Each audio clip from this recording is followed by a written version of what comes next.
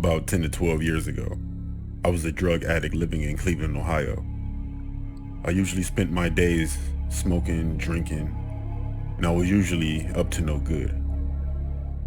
I would go with whoever had the drugs, basically. One day, my friend and I were talking with this guy, and he said he had some dope on him, and he invited us to his house. It wasn't the first time I've seen him invite women over to his house to smoke and do other drugs.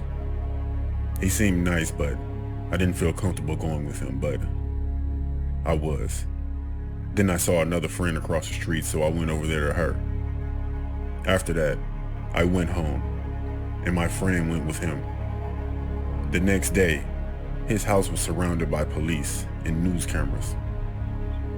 I didn't know why, but my friend ended up telling me that when they were in his house, this guy, Anthony, punched her in the back of her head and started to choke her.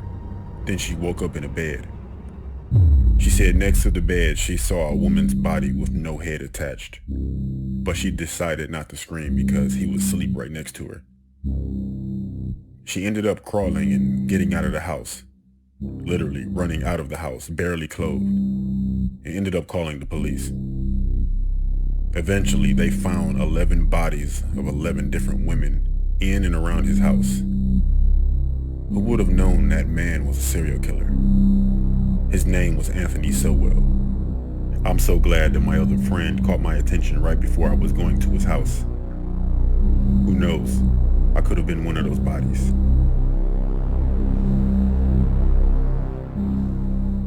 What happened in this house behind me is simply a nightmare, and there are a lot of deeply disturbing questions for authorities here. There were 6 bodies found in this house last week. This morning, we know there are more. We discovered 4 additional, what we believe to be 4 bodies.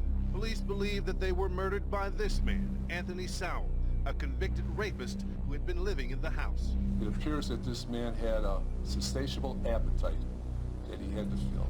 5 of the bodies have been identified as women.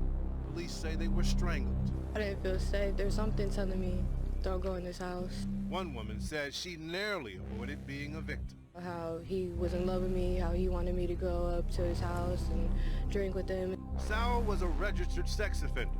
This tragedy raises questions about how closely he had been monitored by police. Probation and parole is not really set up to be a law enforcement outfit. They're not set up to do the type of surveillance and supervision that might catch somebody like this guy.